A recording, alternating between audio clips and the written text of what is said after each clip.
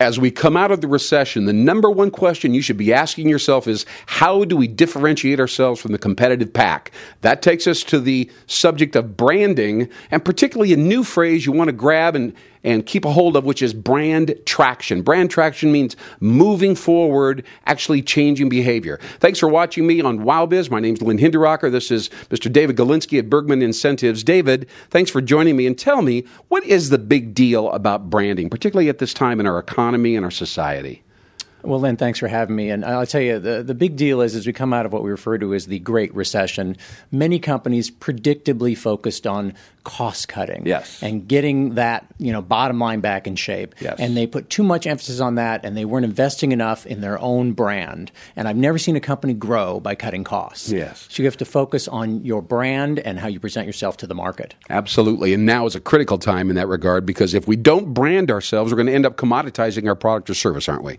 Yeah, then you're nothing more than just like your competitor. It's really important to focus on what do you do that makes your product and service more attractive to your client? What are the benefits? Right. How do you approach yourself to the market? You know, branding is one of those subjects that some people think is very conceptual and abstract, but I think at this time it's important that we try to animate it, energize it, make it tangible as much as possible. What are some of the ways that we can make the brand a complete experience rather than just a lifeless logo or a slogan on a cap or a piece of paper?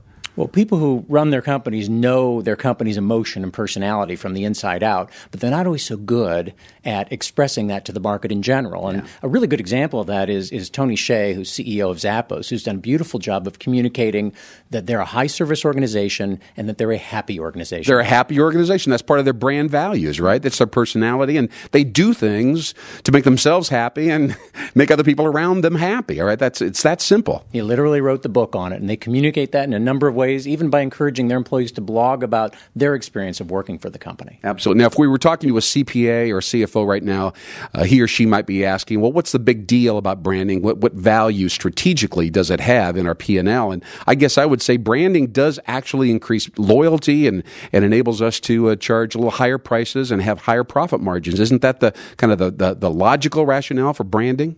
It is the keystone to building profit margin, because all else being equal, you're providing a valuable product, you're providing a valuable service priced right. Why would somebody do business with you? Because they like how you approach the market, they like your values, integrity, or whatever it is that represents your company.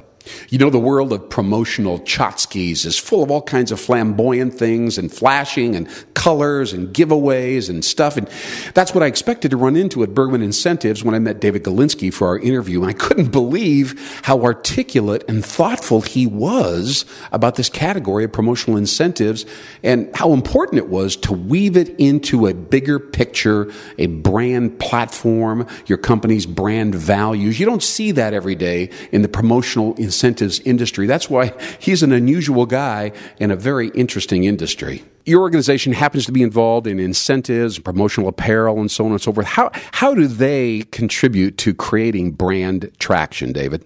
Well, the most important thing that the items that we're involved with do is they create measurable results for a company. So when you are putting your message in front of your targeted audience, that it's getting read and it's measurable. So for instance, something as simple as a calendar that we all have on our wall, we know that people look at that 250 times a month, times 12 months a year, and if you're spending about $5 on it, you're spending less than a third of a penny per impression.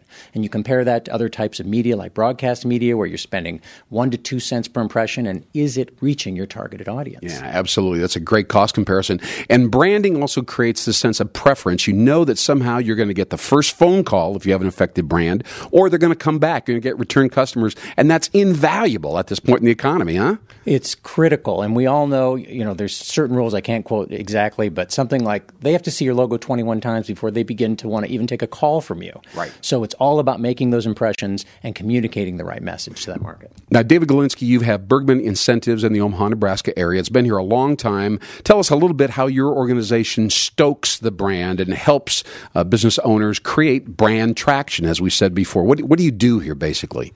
Well, we've been around 120 years or more, 5 consecutive generations. So Wow. We're starting to get to know what we're doing. Right. And I really think what we view is that this is not just your graphic graphic on a pen. This is not about the pen.